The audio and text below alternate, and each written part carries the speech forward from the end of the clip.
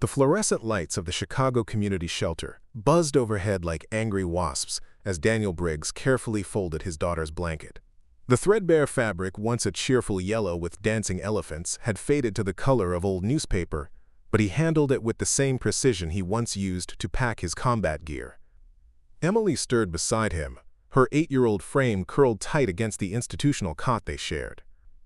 "Time to wake up, sweetheart," Daniel whispered, his voice carrying none of the roughness that homelessness had carved into his appearance. His calloused hands, once steady enough to defuse explosives in the desert heat of Afghanistan, now trembled slightly as he brushed Emily's dark hair from her face. The shelter around them was already stirring to life. Men coughed and shuffled toward the communal bathroom, their conversations a low murmur of shared desperation. "Before we jump back in, tell us where you're tuning in from, and if this story touches you, make sure you're subscribed, because tomorrow I've saved something extra special for you." The smell of industrial disinfectant couldn't quite mask the underlying scent of unwashed bodies and broken dreams. Daniel had learned to breathe through his mouth during these morning routines. Emily's eyes fluttered open, those remarkable green eyes that reminded him so painfully of his late wife Sarah. For a moment, confusion clouded her features. The same confusion that greeted every morning in this place that wasn't home, would never be home. Then she smiled, that radiant smile that could light up the darkest corners of their circumstances.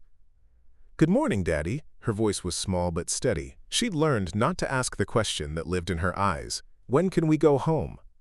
Daniel helped her sit up, his movements economical and purposeful.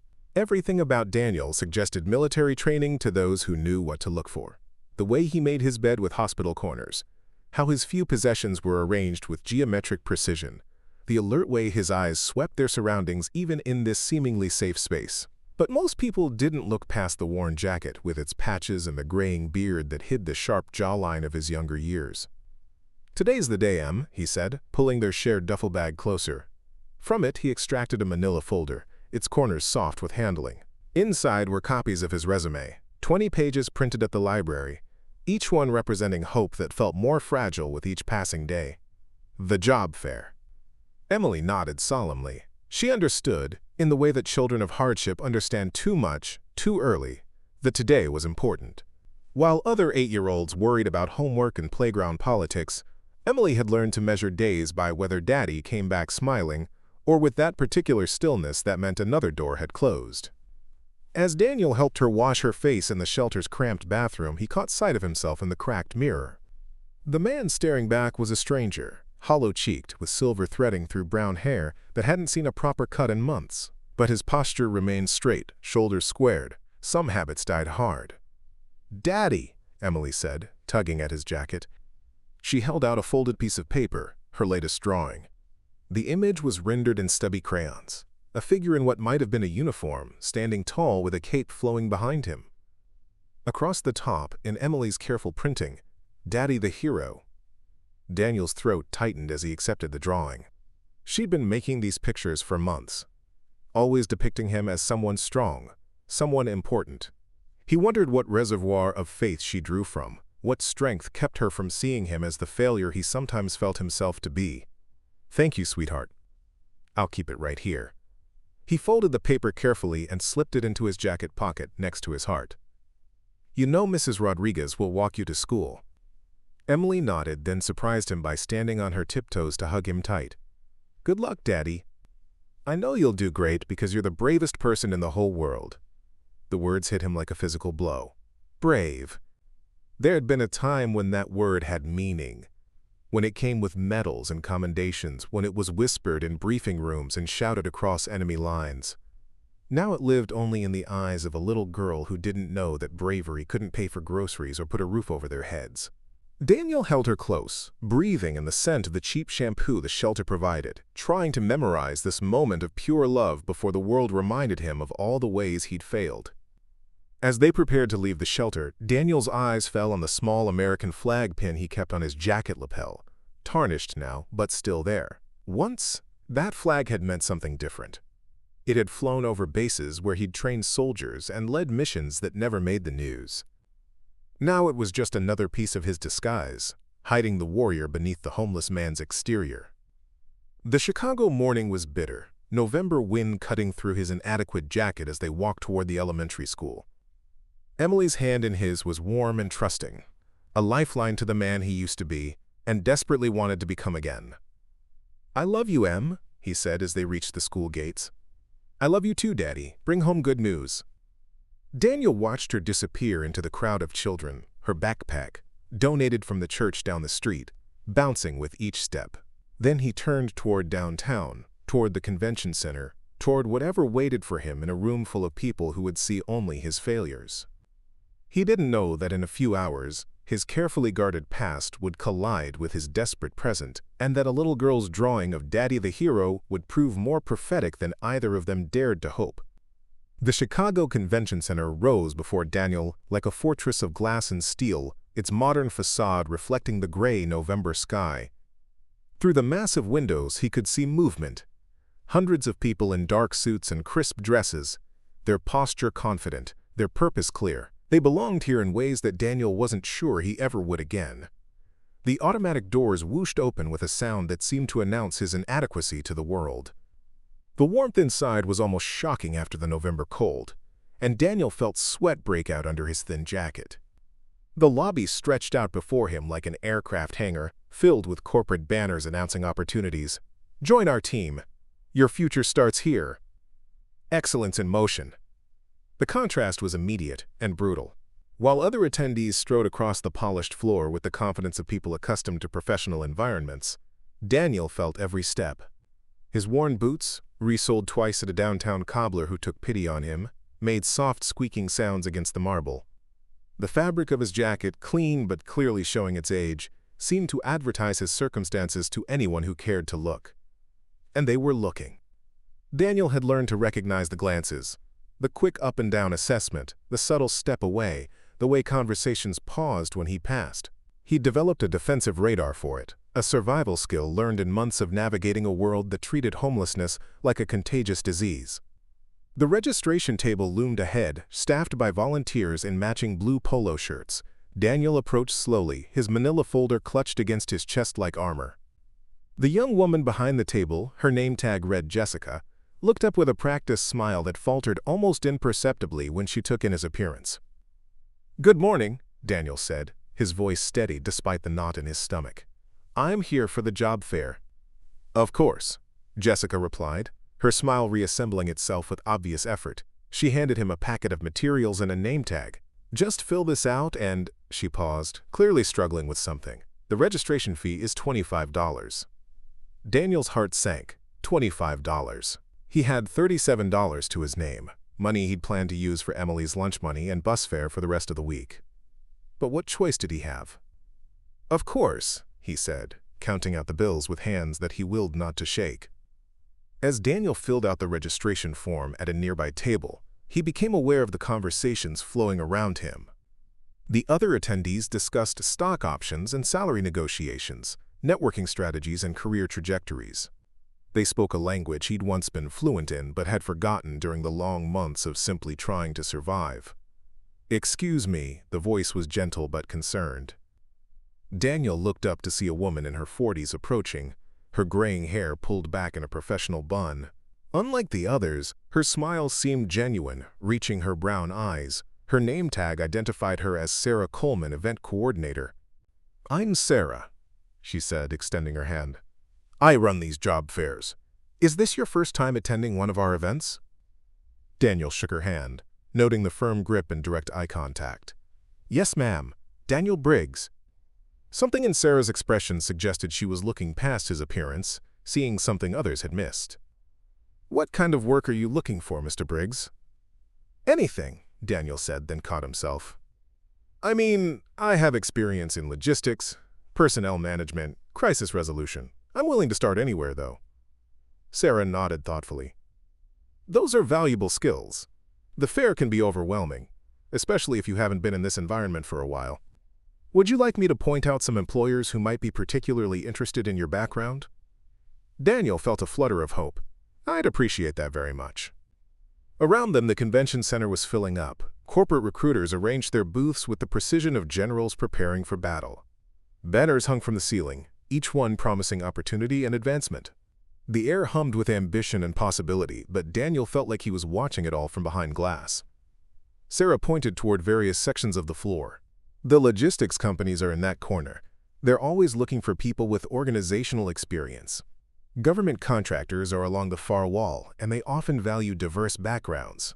And those booths in the center are general corporate. They might surprise you. As she spoke, Daniel noticed other attendees gathering in clusters, networking with the casual confidence of people who belonged in this world. Their clothes were pressed, their resumes polished, their LinkedIn profiles probably pristine. They looked like what he used to be, before the bottom fell out of his world. "Mr. Briggs," Sarah said quietly, "can I offer you some advice?" Daniel nodded. "Don't let anyone make you feel like you don't belong here. Everyone has a story, and everyone deserves a chance to tell it." She paused, studying his face. "You have kind eyes. That's rarer than you might think in this business." The comment caught Daniel off guard. When was the last time someone had looked at his eyes instead of his clothes? When had someone seen kindness instead of failure? "Thank you," he managed. Sarah squeezed his shoulder gently. "Good luck, and remember, the right employer won't just see your circumstances. They'll see your potential." As she walked away, Daniel felt a small spark of hope kindle in his chest. Maybe today would be different. Maybe someone would look past the surface and see the man he'd been, the man he could be again. He straightened his shoulders, adjusted his worn tie, and stepped into the arena of his possible future. The morning light streaming through the convention center windows seemed a little brighter, the corporate banners a little less intimidating. Behind him, a group of well-dressed applicants whispered among themselves, their glances following his path across the floor. Daniel didn't notice. For the first time in months, he was focused on what lay ahead instead of what he was leaving behind. The game was about to begin, and Daniel Briggs, former Navy SEAL, devoted father, and desperate man, was ready to play. Daniel's first stop was at a logistics company's booth, where a man in his 30s sat behind a table lined with glossy brochures. The company banner read, "Premier Supply Solutions," and the recruiter wore a Navy suit that probably cost more than Daniel had spent on clothes in the past year. "Good morning," Daniel said, approaching with his folder of resumes. "I'm Daniel Briggs. I'd like to learn about opportunities with your company." The recruiter, his name tag read Mike Stevens, looked up from his laptop with the expression of someone interrupted during something important. His eyes did the familiar sweep. Worn jacket, weathered boots, the manila folder that screamed desperation instead of preparation. "Sure," Mike said with the tone of someone going through motions. He accepted Daniel's resume without really looking at it, giving it the same casual attention he might give a takeout menu. "What's your most recent experience?" "I have 14 years of leadership experience in high-pressure situations," Daniel began. "Personnel management, logistics coordination, crisis resolution." "Recent paid employment," Mike interrupted, still not looking at the resume. "What was your last job?" Daniel felt the familiar knot tighten in his stomach. "I've been between positions for several months. My wife passed away last year and—" "I see." Mike's tone suggested he saw everything he needed to. "Well, we're really looking for candidates with continuous employment history. But thanks for stopping by." The dismissal was polite but absolute. Mike was already looking past Daniel to the next candidate, a woman in a sharp gray suit who had been waiting behind him. Daniel moved on to the next booth, then the next. The pattern repeated itself with painful consistency. Recruiters would accept his resume with varying degrees of politeness, scan it briefly, ask about recent employment, then find polite ways to disengage when the gaps in his work history became apparent. At a government contracting firm, the recruiter barely looked at Daniel before shaking his head. "We require active security clearances," he said, as if Daniel's appearance made such requirements obviously impossible. A tech company's representative took one look at Daniel's address, listed as the community shelter, and explained they were looking for candidates with stable living situations. With each rejection, Daniel felt himself shrinking inwardly while forcing himself to maintain outward dignity. The discipline of his military training kept his posture straight and his voice level, but inside, the familiar voices of doubt grew louder. "What did you expect? Look at yourself. These people can smell failure." By his fifth rejection, Daniel noticed he was attracting attention of a different kind.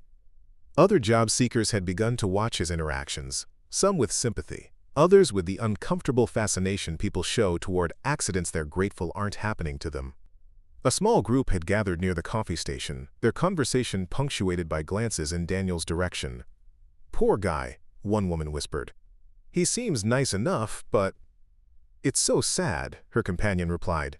"You can tell he's trying, but, honestly, who's going to hire someone in his situation?" "Makes you grateful, doesn't it?" a third voice added. "There but for the grace of God." Daniel pretended not to hear, but their pity felt almost worse than outright hostility. At least hostility suggested he was still seen as a person worthy of genuine reaction. Pity reduced him to an object of sympathy, a cautionary tale for others to feel better about their own circumstances. It was then that he encountered Richard Lane. Lane's booth was impossible to miss, larger than the others, with professional lighting and a banner proclaiming elite executive placements. The man himself looked like he'd stepped out of a recruiting firm's marketing materials. Perfectly styled hair, expensive suit, teeth so white they practically gleamed under the convention center lights. Daniel approached with the same professional courtesy he'd maintained all morning, though his hope was wearing thin. "Good morning.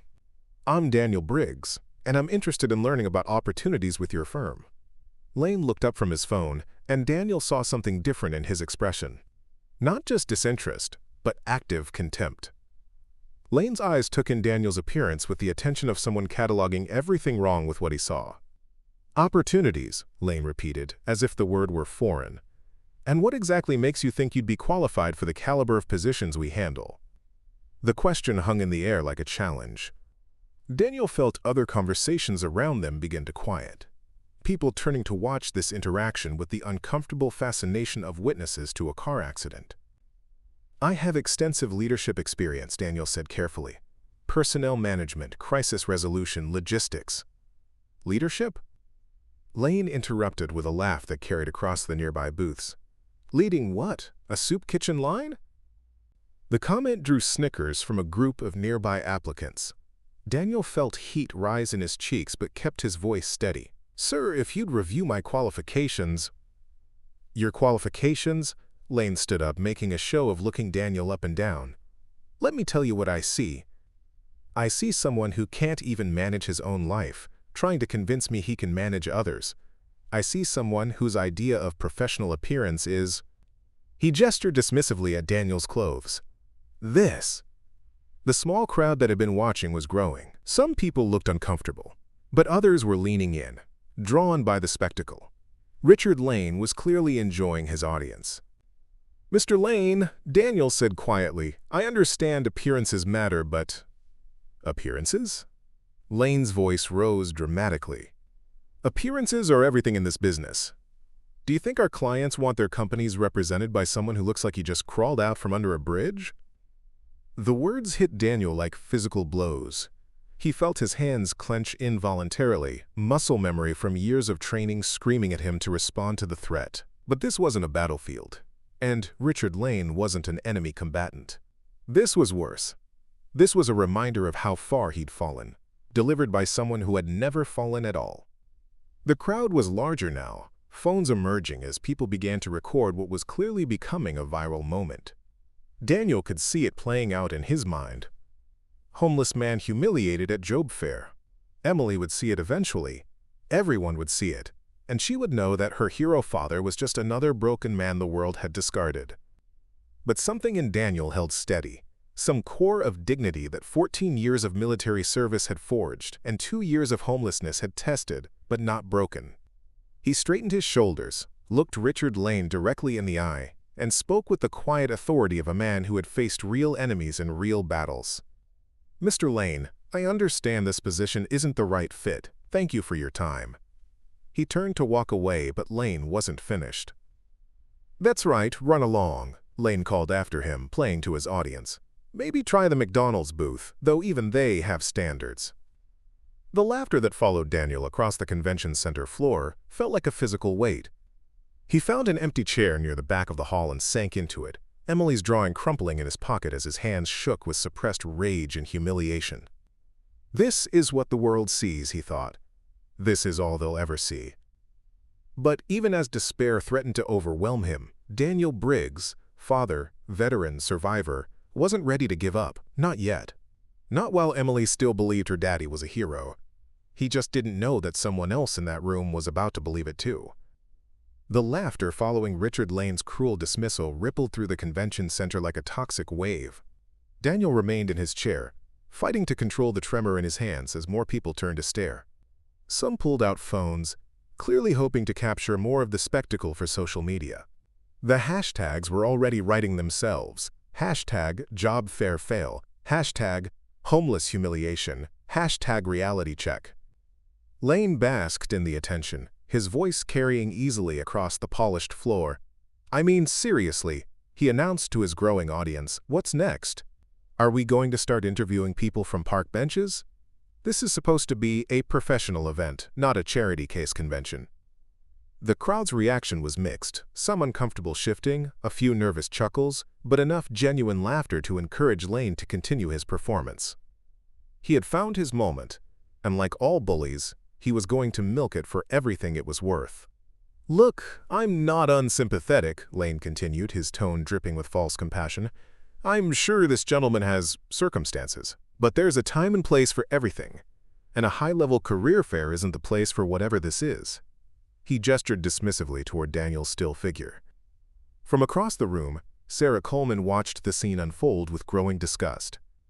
She'd seen Lane's type before, recruiters who treated job fairs like personal showcases for their own perceived superiority. But this was different. This was cruelty masquerading as professionalism, and it made her sick. As she started to move toward the commotion, something caught her eye. A small piece of paper had fallen from Daniel's jacket pocket during the confrontation, fluttering under a nearby table.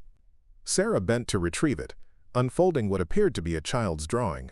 The image stopped her cold. Rendered in the innocent hand of a young artist was a figure in what looked like military gear, standing tall with an American flag in the background. But it was the words scrawled across the top in careful childish letters that made Sarah's breath catch. "Daddy the hero." She looked from the drawing to Daniel, still sitting motionless in his chair, and something clicked into place. The way he held himself despite his circumstances. The precise way he'd folded his resume. The controlled tone he'd maintained even under Lane's assault. The quiet dignity that seemed almost military in its bearing. "My God," she thought. "What story is this man hiding?" Meanwhile, Lane was building to his crescendo, his voice taking on the theatrical quality of a man drunk on his own perceived wit. "I hate to be harsh, but sometimes reality needs to be spelled out. This isn't about discrimination. It's about standards. It's about understanding that success requires more than just showing up. It requires respect." The single word cut through Lane's monologue like a blade. Daniel had stood up, his voice carrying the quiet authority of a man accustomed to being heard. The laughter died immediately.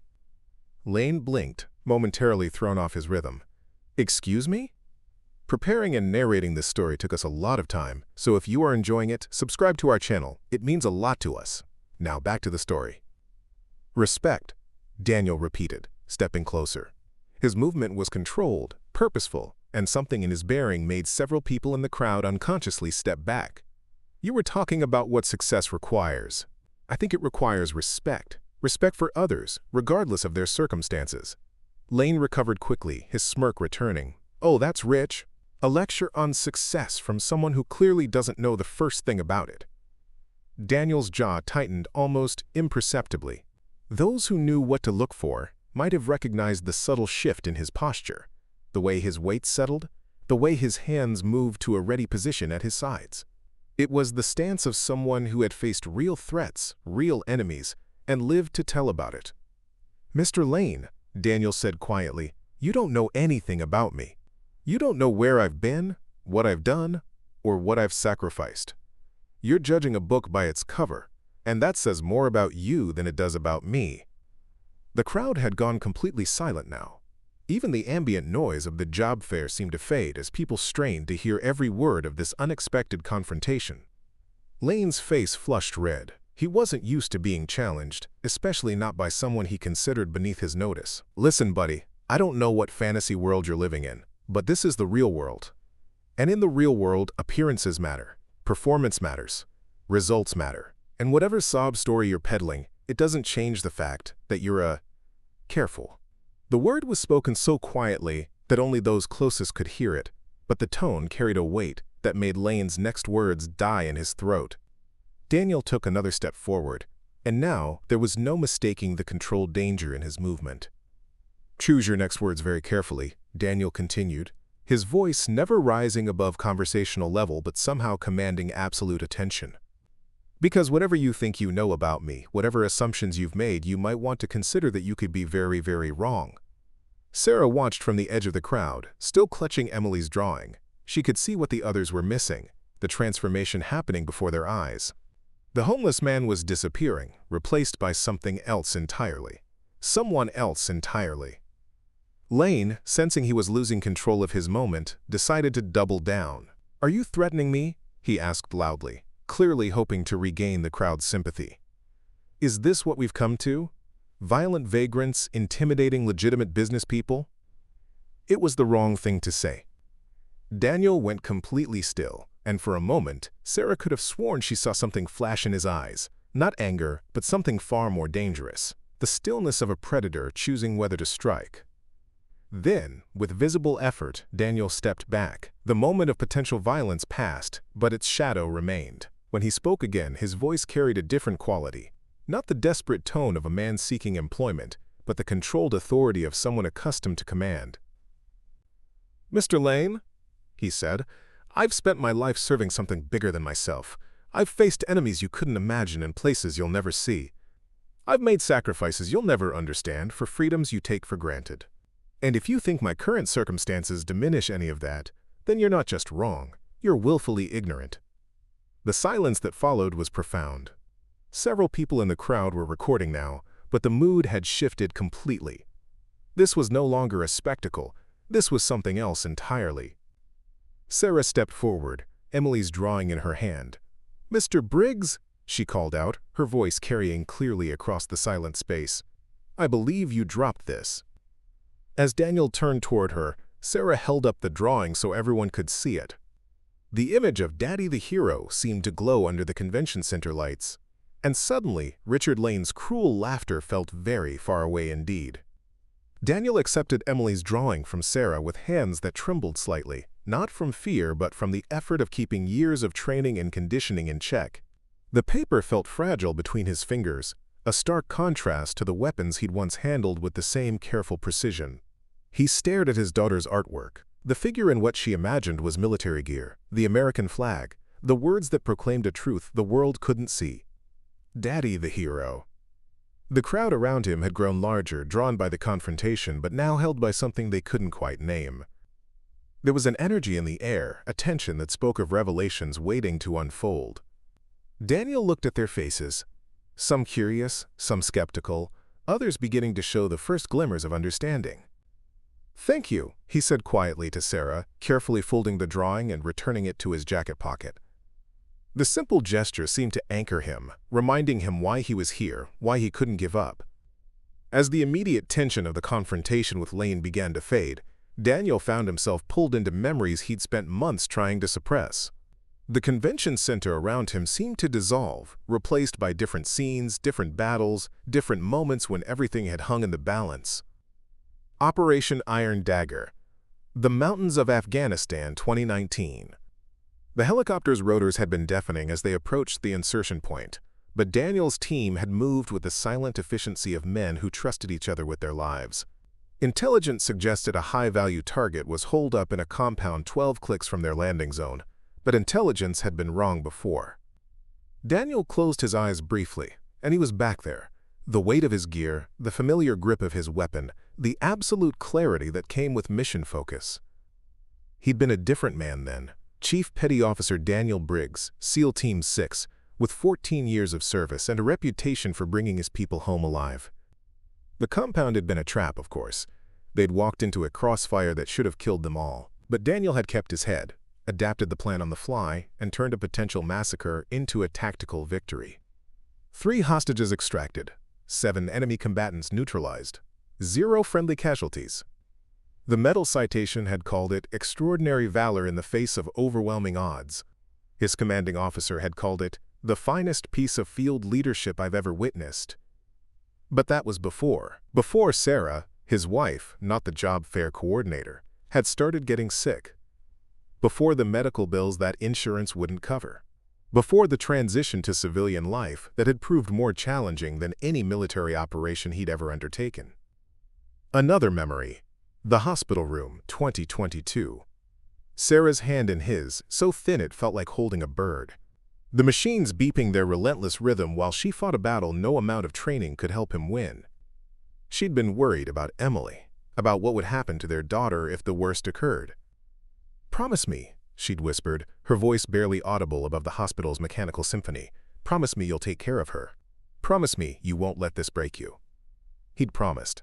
But promises made in hospital rooms, he'd learned, were easier to speak than to keep. The final memory, the funeral, 2023. The flag presentation had been perfect, of course. Military precision in every fold, every movement, every word of the ceremony. Daniel had stood at attention in his dress blues, accepting the flag that had covered his wife's casket, and he'd felt something inside him break that he wasn't sure could ever be repaired. After that, the descent had been swift. Without Sarah's income from her teaching job, the medical debt became insurmountable. His veterans' benefits helped, but not enough. The civilian jobs he'd tried had felt foreign, meaningless after years of life-and-death responsibility. He'd begun to drink more than he should, sleep less than he needed, and slowly but surely, everything had fallen apart. The eviction notice had arrived on a Tuesday. By Friday, he and Emily were in the shelter, and Daniel Briggs, decorated war hero, had become just another statistic in the veteran homelessness crisis. "Sir? Sir? Are you all right?" Daniel's eyes snapped open to find Sarah Coleman watching him with concern. The convention center materialized around him again. The corporate banners, the polished floor, the crowd of people who saw only his failures. "I'm fine," he said automatically, though he wasn't sure that was true. The memories had left him feeling hollowed out, as if revisiting his past had somehow made his present even more stark. Richard Lane had retreated to his booth, clearly unsettled by the confrontation. But he was still watching, still smirking, still radiating the confidence of a man who believed he'd won the exchange. Around the edges of the crowd, other job seekers were returning to their networking and resume distribution, though many kept glancing back toward Daniel. Sarah stepped closer, lowering her voice. "Mr. Briggs, I couldn't help but notice your bearing, the way you handled that situation. You have military experience, don't you?" Daniel hesitated. His service record was on his resume, but most people's eyes glazed over when they saw the current gap in employment. They focused on what he wasn't rather than what he had been. "Yes, ma'am. 14 years Navy. What was your specialty?" Daniel looked at her carefully, trying to gauge whether this was genuine interest or just polite conversation. "Special operations. I was a SEAL." Sarah's eyebrows rose slightly. She glanced at the drawing still visible in his jacket pocket, then back at his face. "A SEAL. And you served where?" "Multiple deployments. Afghanistan, Iraq, a few other places that don't make the news." Daniel's voice took on the matter-of-fact tone military people used when discussing their service. "I led a team for the last 6 years of my service." "Led a team," Sarah repeated thoughtfully. "That's significant responsibility." It was. Daniel felt a familiar tightness in his chest. Good men. Good soldiers. They deserved better leadership than... "Than what?" Sarah interrupted gently. Daniel caught himself before he could complete the thought. "Than someone who couldn't even keep his own life together. Than someone who let his family down when it mattered most. Than someone who ended up homeless with his 8-year-old daughter. Than what they got sometimes," he said instead. Sarah studied his face for a long moment, and Daniel had the distinct impression she was seeing far more than most people bothered to look for. Behind them, the job fair continued its relentless bustle, but in their small bubble of conversation, there was a different kind of evaluation taking place. "Mr. Briggs," Sarah said finally, "I think you're selling yourself short. Leadership experience, especially at that level, is incredibly valuable. The right employer would be lucky to have someone with your background."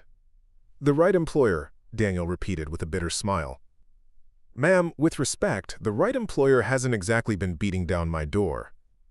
Sarah glanced around the convention center, her gaze lingering on various booths and recruiters. Maybe you just haven't found them yet. Or maybe… She paused, a thoughtful expression crossing her face. Maybe they just haven't found you. Before Daniel could ask what she meant, Sarah was already moving, walking with purposeful strides toward a booth he hadn't noticed before. The banner read, Aegis Defense Solutions, and the man behind the table wore not a corporate suit, but military dress blues.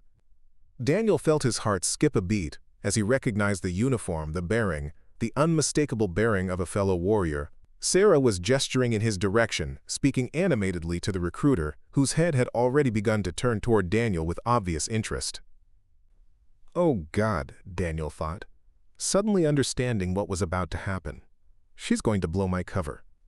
For months he'd hidden his service record behind his circumstances, afraid that revealing his past would only make his present failures more humiliating. But now, as the man in dress blues began walking toward him with the confident stride of someone accustomed to command, Daniel realized there was nowhere left to hide. The moment of truth was approaching, and Daniel Briggs, homeless father, desperate job seeker, and decorated Navy SEAL, was about to discover that some secrets are too big to stay buried forever. Captain James Porter moved through the crowd with the purposeful stride of a man accustomed to getting where he needed to go. Even in the civilian chaos of the job fair, his military bearing was unmistakable. Shoulders square, eyes alert, every step calculated and deliberate. The dress blues he wore weren't just for show. They were a statement, a reminder that some employers value different kinds of experience. Daniel watched him approach with growing dread and anticipation. He recognized the type immediately, the kind of officer who'd successfully made the transition from military to civilian leadership, who'd found a way to translate combat experience into corporate success. Everything Daniel had failed to become. Mr. Briggs? Captain Porter's voice carried the crisp authority of someone used to being heard the first time. I'm James Porter, Defense Contractor Relations with Aegis Defense Solutions. Sarah Coleman tells me you have some interesting experience. Daniel straightened instinctively, muscle memory kicking in despite his civilian clothes. Yes, sir. 14 years Navy, recently separated. Porter's eyes sharpened with professional interest. What was your rate? Special Warfare Operator, sir, SEAL Team 6. The words hung in the air between them like a challenge. Around them the job fair continued its bustling energy, but Daniel could feel the shift in attention. Conversations grew quieter as people strained to hear this new development. Porter's eyebrows rose slightly. Team 6? That's serious business. He paused, studying Daniel's face with the intensity of someone trying to place a half-remembered photograph. What was your last deployment? Afghanistan, 2019 through 2021. Multiple operations, mostly classified. Something clicked in Porter's expression. He tilted his head slightly, and Daniel could almost see the gears turning. Briggs? Daniel Briggs, wait a minute. Porter's voice grew sharper, more focused. Are you the same Briggs from Operation Iron Dagger? Daniel felt the blood drain from his face. Operation Iron Dagger wasn't supposed to be public knowledge. It was one of those missions that existed in the gray spaces between official reports and classified reality. Sir, I'm not sure what you… Holy shit. Porter's military composure cracked for just a moment, genuine amazement breaking through his professional demeanor. You're that Daniel Briggs. The conversation around them had died completely now. Even Richard Lane had abandoned his booth to drift closer, his earlier smugness replaced by confusion and growing concern. Porter turned toward the gathered crowd, his voice carrying the authority of someone accustomed to addressing troops. Ladies and gentlemen, I don't think you understand who you're looking at here. Daniel felt panic rising in his chest. Sir, please, I don't think… This man, Porter continued, gesturing toward Daniel with obvious respect, is Chief Petty Officer Daniel Briggs, one of the most decorated SEALs of his generation. Operation Iron Dagger, for those with sufficient clearance to know about it, was a hostage rescue mission that went sideways in the worst possible way. The crowd pressed closer, phones emerging as people sensed they were witnessing something extraordinary. Daniel wanted to disappear, to sink through the polished convention center floor and escape this unwanted spotlight. Porter wasn't finished. Intel was wrong, extraction was compromised, and what should have been a routine operation turned into a nightmare scenario. 18 enemy combatants in a fortified position, 3 American hostages, and a SEAL team caught in a crossfire with no backup and no way out. Sarah Coleman watched from the edge of the crowd, Emily's drawing still in her hand, as the pieces of Daniel's story finally began to fall into place. Most teams would have been wiped out, Porter continued, his voice carrying across the now silent convention center. But not Briggs' team, not with this man calling the shots. He adapted the mission plan in real time, turned a death trap into a tactical victory, and brought everyone home alive. Hostages, team members, everyone. Daniel closed his eyes, remembering the weight of those decisions, the split-second calculations that had meant the difference between life and death for 9 people. It had been the finest moment of his military career, and now it was being broadcast to a crowd of strangers who 5 minutes earlier had been laughing at his appearance. The citation for his Navy Cross, Porter said, and Daniel's eyes snapped open in shock. Porter knew about the Navy Cross. Read like something out of an action movie. Extraordinary heroism in the face of overwhelming odds. Leadership under fire that saved American lives and eliminated a significant terrorist threat. Richard Lane's face had gone completely white. The man who had been mocking Daniel for his appearance just minutes earlier was now staring at him with a mixture of horror and disbelief. Porter stepped closer to Daniel, lowering his voice, but not enough to prevent the crowd from hearing. I was running a different operation about 50 clicks away that night. We monitored your radio traffic, heard the whole thing go down. Your tactical decisions, the way you kept your team together when everything went to hell, it was legendary. Daniel felt exposed, vulnerable in a way that combat had never made him feel. Sir, that was a long time ago. I'm not that person anymore. The hell you're not, Porter said firmly. Leadership like that doesn't just disappear. Character like that doesn't fade, because circumstances change. Around them, the crowd was buzzing with whispered conversations. Several people were frantically Googling on their phones, trying to verify the claims they were hearing. Others were recording everything, sensing they were witnessing something that would be shared thousands of times within hours. An older man pushed through the crowd, Vietnam veteran based on his cap, and when he reached the front, he did something that made everyone fall silent again. He stood at attention and rendered a perfect military salute. "Thank you for your service, Chief," he said quietly.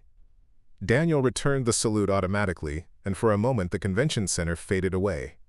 He was back in that world where his actions mattered, where his decisions saved lives, where he was the man his daughter's drawing proclaimed him to be.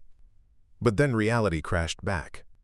The crowd, the phones, the mixture of amazement and embarrassment on people's faces as they realized how wrong they'd been about the homeless man they'd been ignoring or mocking. "This is impossible," Richard Lane said loudly, his voice carrying a note of desperation. "There's no way this vagrant is some kind of war hero. Look at him." Porter turned toward Lane with the cold stare of someone who'd faced real enemies and found them wanting. "Mr. Lane, isn't it? I heard your little performance earlier. Tell me, what exactly have you done that gives you the right to judge this man?" Lane sputtered, clearly out of his depth. This is ridiculous. Anyone can claim to be a war hero. Where's the proof?" Daniel reached into his jacket pocket, past Emily's drawing, and pulled out a small leather wallet. From it, he extracted a military ID card, worn but still valid, and handed it to Porter. Porter examined it briefly, then nodded. "Chief Petty Officer Daniel Briggs, SEAL Team 6. Everything checks out." He handed the ID back and addressed the crowd. "This man has done more for his country than most of us will do in our entire lives. He's faced enemies in combat, saved American lives, and served with honor and distinction." "Then why?" someone in the crowd asked, the question trailing off uncomfortably. Daniel understood. Then why is he homeless? Then why is he here, desperate for any job? Then why does he look like he's lost everything? The answer was simple and terrible. Because heroes are human. Because even the strongest people can break. Because courage in combat doesn't guarantee success in civilian life.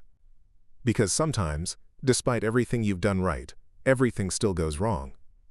But before Daniel could find the words to explain, Sarah Coleman stepped forward, Emily's drawing held high enough for everyone to see. "Because," she said clearly, "being a hero doesn't protect you from loss. It doesn't shield you from grief or medical bills or the thousand small disasters that can destroy a life.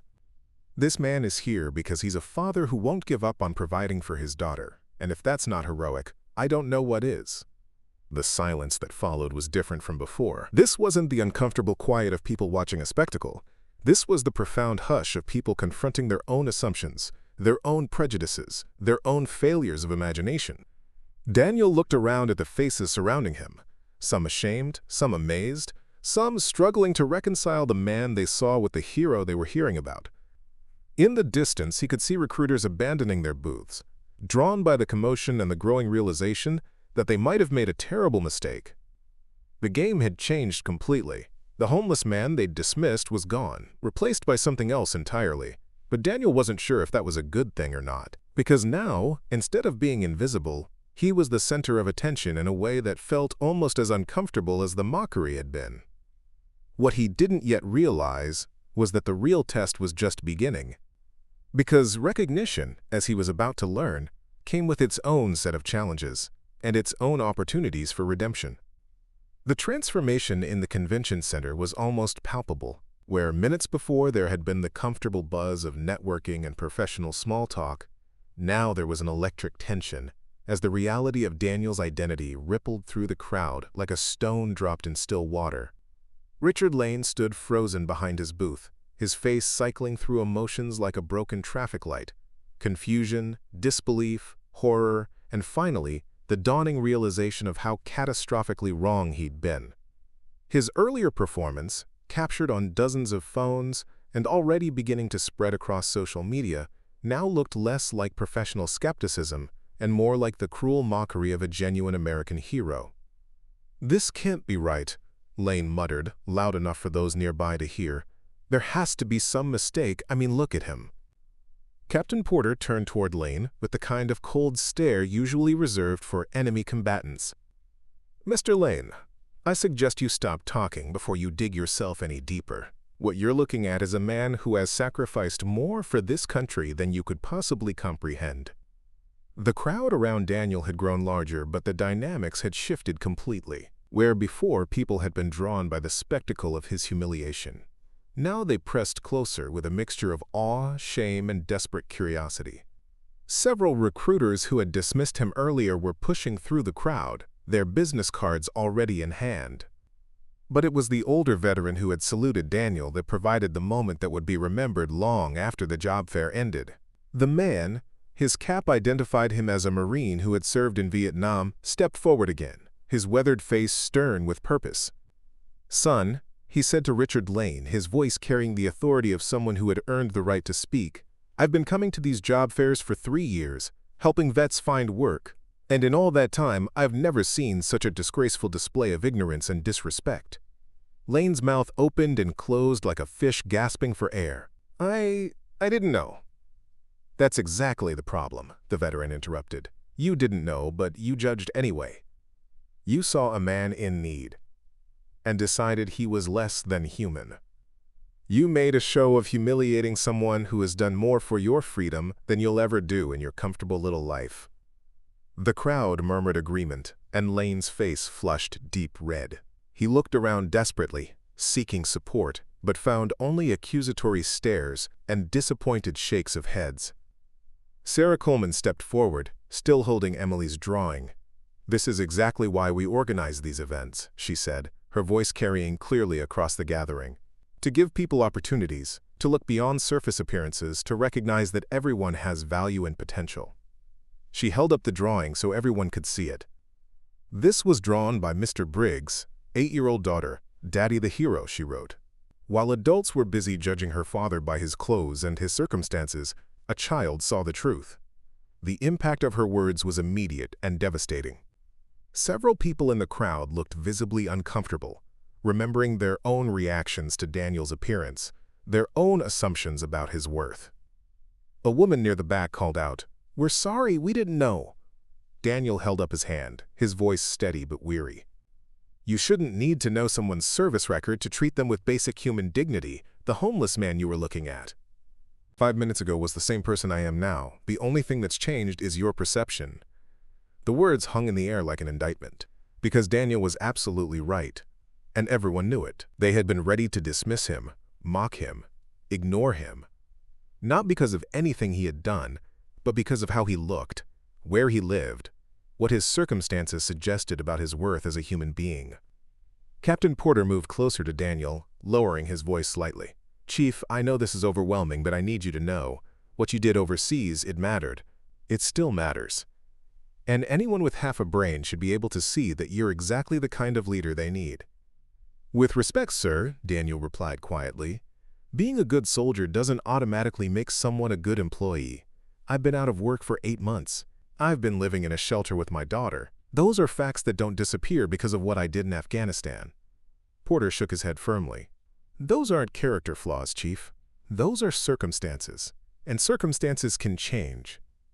Around them, the crowd was beginning to shift again. Word was spreading throughout the convention center, drawing people from other areas of the job fair. Local news had apparently gotten wind of the story. A reporter with a camera crew was pushing through the crowd, drawn by the viral videos already circulating online. But it was another voice that cut through the commotion, clear and authoritative. "Ladies and gentlemen, if I may have your attention." Everyone turned to see a distinguished woman in her 50s approaching, her business card identifying her as Margaret Chen, Regional Director for Veteran Affairs. She moved with the confidence of someone accustomed to commanding attention, and the crowd parted respectfully as she made her way to Daniel. "Mr. Briggs," she said, extending her hand, "I'm Margaret Chen. I've been following this situation, and I want to say publicly what should have been obvious from the beginning. Your service to this country is appreciated, your sacrifice is honored, and your current circumstances in no way diminish your value as a person or your potential as an employee." The statement was formal, official, but Daniel could hear the genuine emotion behind it. He shook her hand, noting the firm grip and direct eye contact that suggested she, unlike many others, had been seeing him as a complete person all along. "Thank you, ma'am, but I don't need special treatment because of my service record. I just need a fair chance." "Which is exactly what you should have been given from the beginning," Chen replied, her gaze sweeping the crowd with obvious disapproval. "What happened here today is a perfect example of why we still have work to do in this country when it comes to supporting our veterans and addressing homelessness." Richard Lane, perhaps sensing an opportunity to salvage his reputation, stepped forward with his hands raised in a gesture of surrender. "Look, I think there's been a misunderstanding. I was just trying to maintain professional standards." "Mr. Lane," Chen interrupted, her voice cutting like a blade, "I've seen the video. There was no misunderstanding. You deliberately humiliated a decorated veteran because his appearance didn't meet your superficial standards. That's not professionalism. That's prejudice." The crowd's attention was now fully focused on Lane, and his discomfort was obvious. Sweat beaded on his forehead as he realized that his earlier performance, meant to establish his authority and standards, had instead revealed him to be exactly the kind of person most people found distasteful. If I offended anyone, that wasn't my intention," Lane stammered. "Your intentions are irrelevant," the Vietnam veteran said bluntly. "Your actions spoke loud and clear. You saw a man who needed help and decided to kick him while he was down. That says everything anyone needs to know about your character." Daniel watched the exchange with mixed feelings. Part of him felt vindicated. Lane's cruelty was being exposed and condemned as it deserved to be. But another part felt uncomfortable with the mob-like atmosphere, the way the crowd had turned from mocking him to defending him without ever really examining their own complicity in the situation. "This isn't about revenge," Daniel said quietly, but his voice carried clearly in the hush that had fallen over the crowd. "This is about learning. About remembering that everyone you meet is fighting battles you know nothing about. About treating people with dignity regardless of their circumstances." He looked around at the faces surrounding him, some ashamed, some admiring, some still processing the rapid shift in their understanding of the morning's events. "Mr. Lane made assumptions about me based on my appearance, and he was wrong. But how many of you made similar assumptions? How many of you dismissed me before he ever opened his mouth? How many of you are only listening now because you learned I was a SEAL?" The questions hit the crowd like physical blows, because the truth was uncomfortable and undeniable. Most of them had made exactly those assumptions. Most of them had been ready to write Daniel off long before Richard Lane's theatrical cruelty. The silence that followed was profound, heavy with the weight of recognition and shame. But it was also, Daniel hoped, the beginning of something better. The first step toward a world where a person's worth wasn't determined by their appearance or circumstances, but by their character and potential. The real test, he knew, was what would happen next.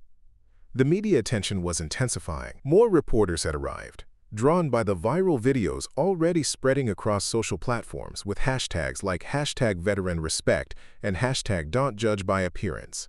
Camera crews jostled for position while reporters thrust microphones toward Daniel, all of them hungry for the story of the decorated war hero who had been mocked at a job fair. Daniel stood at the center of it all, feeling more exposed than he had during any firefight in Afghanistan. In combat, at least, he'd known who the enemy was. Here, surrounded by well-meaning supporters and sensation-seeking media, the boundaries were less clear. Mr. Briggs called a reporter from Channel 7 News, "How does it feel to go from being mocked to being celebrated in the span of 20 minutes?" Daniel looked at the camera, then passed it to the crowd of faces watching him with a mixture of curiosity and shame. These were the same people who had been content to let Richard Lane humiliate him just moments before. Their sudden support felt hollow, conditional on his status as a decorated veteran rather than his worth as a human being. "It feels like missing the point," Daniel said quietly, but his voice carried clearly in the hushed convention center. 20 minutes ago, I was the same person I am now. The only thing that's changed is what you know about my past." The reporter pressed on, clearly hoping for a more dramatic soundbite. "Are you angry about how you were treated? Do you plan to take legal action against Mr. Lane or the job fair organizers?" Daniel shook his head slowly. "I'm not angry. I'm disappointed, but not surprised." He paused, looking around at the crowd. This happens every day to people experiencing homelessness. The only difference is that most of them don't have military records that suddenly make their suffering newsworthy. Captain Porter stepped closer, perhaps sensing Daniel's discomfort with the media circus. "Chief, maybe we should find somewhere quieter to talk about opportunities." But Daniel held up his hand. "No, sir, if we're going to do this, we do it here, in front of everyone. Because the people who need to hear this message are right here in this room." He turned to address the crowd directly, his voice taking on the tone of command that had once led men through impossible situations. "Every person experiencing homelessness has a story. Some are veterans, some aren't. Some made mistakes, others were just unlucky. But all of them are human beings who deserve dignity and respect."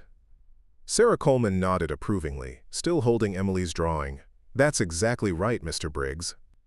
Daniel reached into his jacket pocket and carefully extracted his daughter's artwork, unfolding it so everyone could see. "My 8-year-old daughter drew this. Daddy the hero. You want to know what real heroism looks like? It's getting up every morning when everything seems hopeless. It's walking into room after room where people look at you like you're invisible or dangerous or worthless, and still believing you have something to offer." His voice grew stronger, more passionate. "It's sleeping on a cot in a shelter and still reading bedtime stories to your child. It's standing in line at food banks and still holding your head high. It's being mocked by people who've never faced real hardship and still choosing not to become bitter."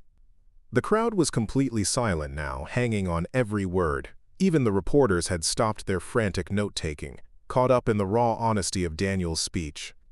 "You want to honor my military service?" Daniel continued. "Then honor every person who's fighting their own war against poverty, addiction, mental illness, or just plain bad luck. They're all heroes in their own way."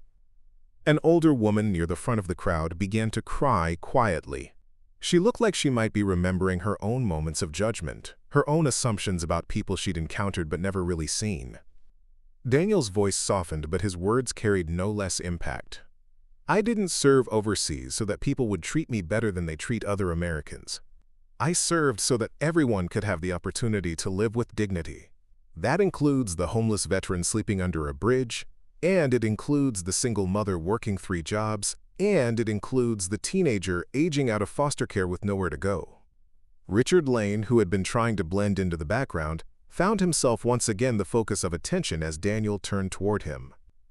"Mr. Lane, you ask me what makes me think I'm qualified for the positions you handle. Let me tell you, I've led teams through situations where failure meant death. I've made decisions under pressure that saved lives. I've maintained discipline and composure when everything was falling apart around me." Daniel stepped closer, and Lane visibly flinched. "But more importantly," Daniel continued, "I've learned what it means to fall and get back up. I've learned humility. I've learned that strength isn't about never needing help. It's about accepting help when you need it and offering it when you can. Lane opened his mouth as if to respond, then thought better of it. His earlier arrogance had completely evaporated, replaced by obvious discomfort and what might have been the beginning of genuine shame. "I don't want an apology from you," Daniel said. "Apologies are easy. What I want is for you to remember this moment the next time you encounter someone who doesn't fit your idea of success. I want you to ask yourself what their story might be before you decide what their worth is." The silence that followed was profound. Margaret Chen stepped forward, her expression one of obvious respect and admiration. "Mr. Briggs," she said, "in my 20 years of working with veterans, I've rarely heard anyone articulate the challenges of transition and homelessness with such clarity and dignity. You're absolutely right. Every person deserves respect regardless of their circumstances." Captain Porter nodded agreement. "Chief, what you just said about leadership and resilience, that's exactly the kind of perspective we need in corporate America. Too many people in positions of authority have never faced real adversity. They don't understand what strength actually looks like." A new voice spoke up from the crowd, a young woman with a press badge who had been quietly recording everything. "Mr. Briggs, what would you want people to take away from what happened here today?" Daniel considered the question carefully, glancing down at Emily's drawing in his hands. When he looked up, his eyes held the same steady determination that had once carried him through combat missions. That everyone you meet is fighting a battle you know nothing about. That circumstances don't define character. That a person's worth isn't determined by their job title or their address or their bank account. He paused, his voice growing softer but no less firm. And that sometimes the people who look like they have the least to offer actually have the most to teach us about courage and resilience. He held up Emily's drawing one more time. "My daughter sees me as a hero not because of what I did in Afghanistan, but because I'm her father and I'm fighting for our future. Every parent struggling to provide for their children is a hero. Every person refusing to give up despite overwhelming odds is a hero." Daniel looked around at the faces surrounding him. Some moved to tears, others nodding in agreement, all of them changed in some way by what they'd witnessed. "The question isn't whether I'm qualified for your jobs," he said finally. "The question is whether you're ready to see past your own assumptions and recognize the potential in people you've been overlooking." With that, Daniel carefully folded Emily's drawing and returned it to his jacket pocket, right over his heart, where it belonged. The crowd remained silent, processing not just what they'd heard, but what it meant for how they would see the world going forward. The real test was about to begin. The transformation that followed Daniel's speech was immediate and remarkable. Where minutes before he had been approached with curiosity or media interest, now recruiters and hiring managers were literally lining up to speak with him. Business cards appeared like magic, each one representing opportunities that had been invisible just hours earlier. Captain Porter was the first to step forward with a concrete offer. "Chief, I want to be direct. Aegis Defense Solutions is looking for someone to head our veteran transition program. The position involves working with companies to help them understand the value of military experience and helping veterans translate their skills into civilian careers." Daniel accepted the business card, noting the weight of quality cardstock and the embossed logo. 6 months ago, he would have jumped at such an opportunity without question. Now he found himself considering not just the position but the implications. "That's generous, sir, but I have to ask, are you offering this because of my qualifications or because of what just happened here?" Porter's response was immediate and firm. "Your qualifications, Chief. What happened here just demonstrated exactly why we need someone like you in this role. You understand both sides of the equation, the military experience that veterans bring, and the challenges they face in transition." Margaret Chen stepped forward with her own proposal.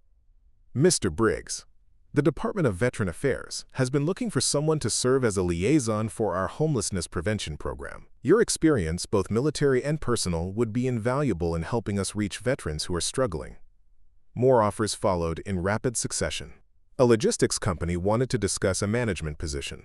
A security firm offered an immediate interview for a leadership role. Even a local university approached about a position in their Veteran Services office. Sarah Coleman watched the proceedings with a mixture of satisfaction and concern. This was what should have happened from the beginning.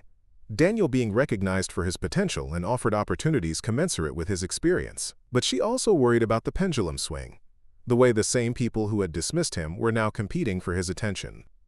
"Mr. Briggs," she said quietly, approaching during a brief lull in the offers, "how are you handling all this?" Daniel looked around at the crowd of recruiters, each one eager to claim him for their organization. "Honestly, it's overwhelming. This morning I would have been grateful for any job that could help me provide for Emily. Now I have more options than I know what to do with." "That's a good problem to have," Sarah observed. "Is it?" Daniel's voice carried a note of uncertainty.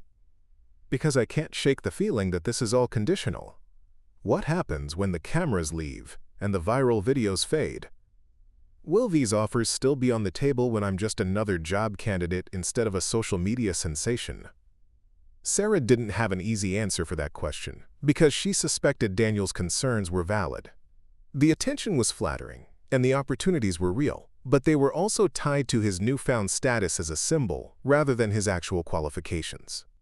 Richard Lane had been conspicuously absent from the parade of offers, but now he approached hesitantly, his earlier arrogance replaced by obvious discomfort. "Mr. Briggs," he began, his voice lacking its former confidence, "I owe you an apology." Daniel turned to face him, his expression neutral. "Go ahead." "I was wrong. Completely, inexcusably wrong. I made assumptions based on appearance and circumstances, and I treated you with disrespect that no one deserves." Lane's words came out in a rush, as if he was afraid he might lose his nerve.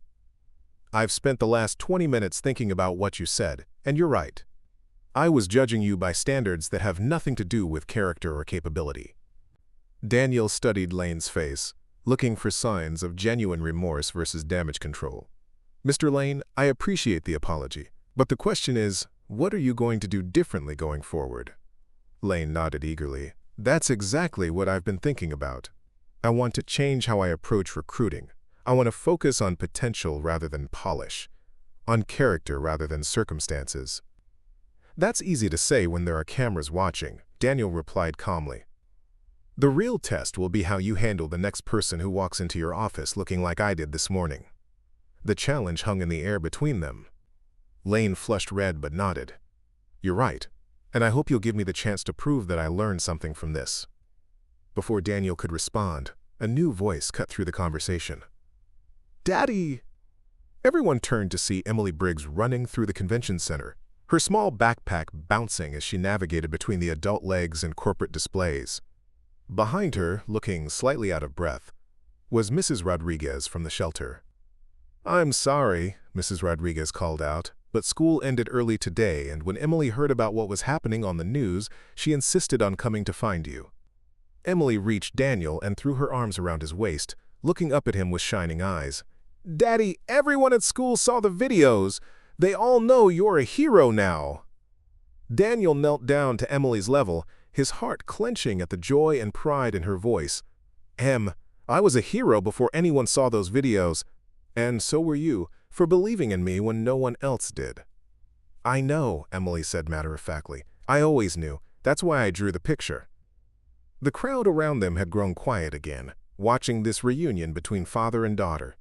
Here was the real measure of Daniel's worth. Not the medals or commendations, not the job offers or media attention, but the unconditional love and trust of a child who had never doubted that her father was everything she believed him to be. Emily looked around at the crowd of adults surrounding them, taking in the cameras and reporters and business cards. "Are these the people who were being mean to you, Daddy?" Daniel glanced up at the faces watching them, some embarrassed, others moved by the simple clarity of a child's question. Some of them were, sweetheart. But people can change their minds when they learn new information. "Well, they should have been nicer to you anyway," Emily declared with the absolute moral certainty that only children possess. "Being nice doesn't cost anything." The simplicity of her statement hit the crowd like a physical blow. Here was an 8-year-old articulating what all the adults had somehow forgotten, that basic human kindness didn't require justification or explanation.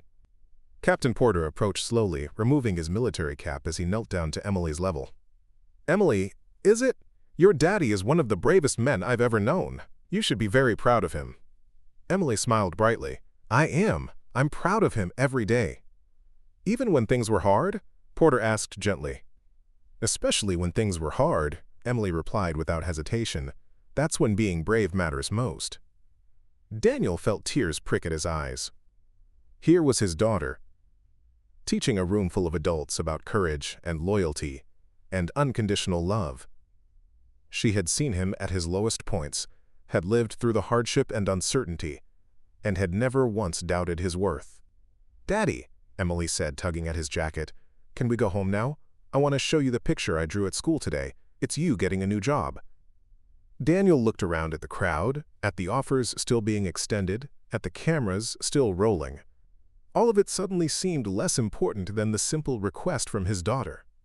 "Yes, sweetheart," he said, standing up and taking her small hand in his. "Let's go home." As they prepared to leave, Sarah Coleman stepped forward one last time.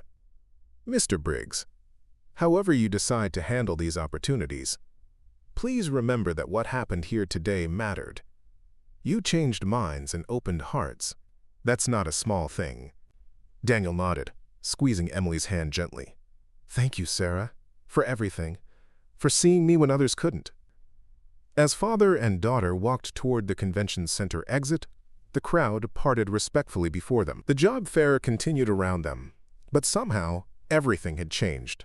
The questions being asked were different now, the assumptions being made were less automatic, and the definition of worth had been expanded to include things that couldn't be measured by a resume. Daniel Briggs was leaving with more than job offers. He was leaving with his dignity restored and his future brightened. But most importantly, he was leaving with his daughter's hand in his and the knowledge that sometimes the most important battles are won not with weapons or tactics, but with simple human truth.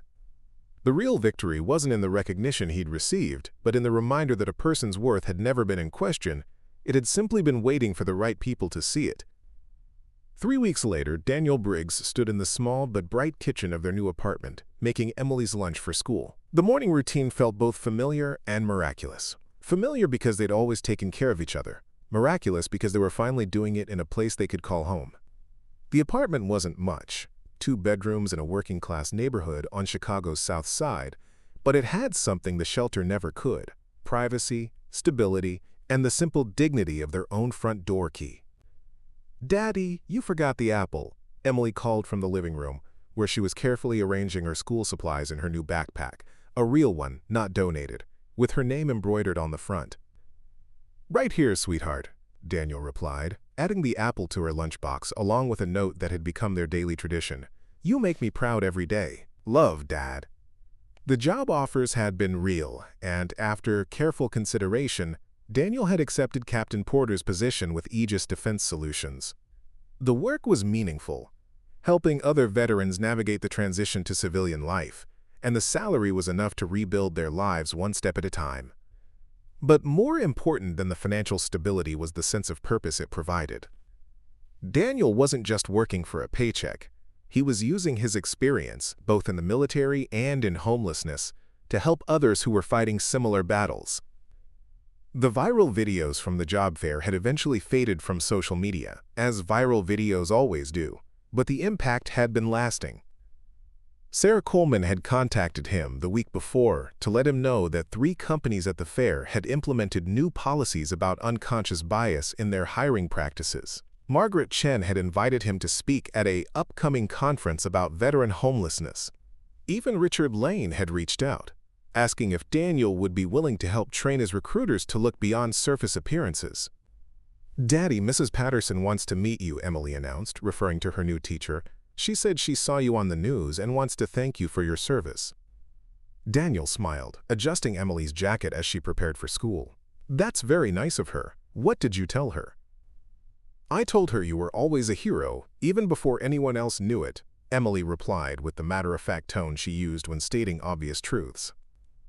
As they walked to the bus stop together, Daniel reflected on how much had changed and how much had stayed the same. The circumstances of their lives were dramatically different: stable housing, regular income, a future that looked bright instead of uncertain. But the core truth remained unchanged. They had each other, and that had always been enough. At the bus stop, Emily hugged him goodbye and climbed aboard with the confidence of a child who finally felt secure in her world. As the bus pulled away, she pressed her face to the window and waved, and Daniel waved back until she was out of sight. Walking back to his apartment, Daniel passed a homeless man sitting outside the convenience store. Without hesitation, he stopped and offered to buy the man coffee and a breakfast sandwich. As they talked, Daniel recognized something familiar in the man's eyes, the same weary hope he'd carried into the job fair that November morning. "Keep fighting," Daniel said quietly as he prepared to leave. "Your story isn't over yet." Later that morning, at his office downtown, Daniel reviewed applications for the company's veteran mentorship program. Each resume told a story of service and sacrifice, but also of struggle and transition. He looked beyond the employment gaps and address changes, searching for the character and potential that others might miss. His phone buzzed with a text from Emily. "Showed everyone my new drawing today. It's you helping other heroes. Love you, Daddy." Daniel smiled, remembering the original drawing that had started it all, Daddy the Hero, created by a little girl who had never stopped believing in him. That drawing now hung framed in his office, a reminder that heroism wasn't about medals or recognition, but about continuing to fight for what mattered most. As afternoon sunlight streamed through his office window, Daniel thought about the ripple effects of that morning at the job fair. Stories had been shared, minds had been changed, and assumptions had been challenged. Not just about him, but about the thousands of others who struggle in silence, whose worth isn't visible on the surface but runs deeper than most people ever know. The homeless man at the job fair was gone, replaced by a veteran advocate, a loving father, and a living reminder that everyone deserves dignity and respect. But Daniel knew the real victory wasn't in his transformation. It was in the possibility that the next person facing judgment might be seen a little more clearly, treated a little more kindly because of what had happened in that Chicago convention center. As he prepared to leave work and pick up Emily from school, Daniel touched the small flag pin on his lapel, the same one he'd worn on his darkest days. It still represented service and sacrifice, but now it also symbolized hope, redemption, and the truth that a person's worth can never be measured by their circumstances. The hero had always been there. The world had just needed to learn how to see him. Up next, you've got 2 more standout stories right on your screen. If this one hit the mark, you won't want to pass these up. Just click and check them out. And don't forget to subscribe and turn on the notification bell so you don't miss any upload from us.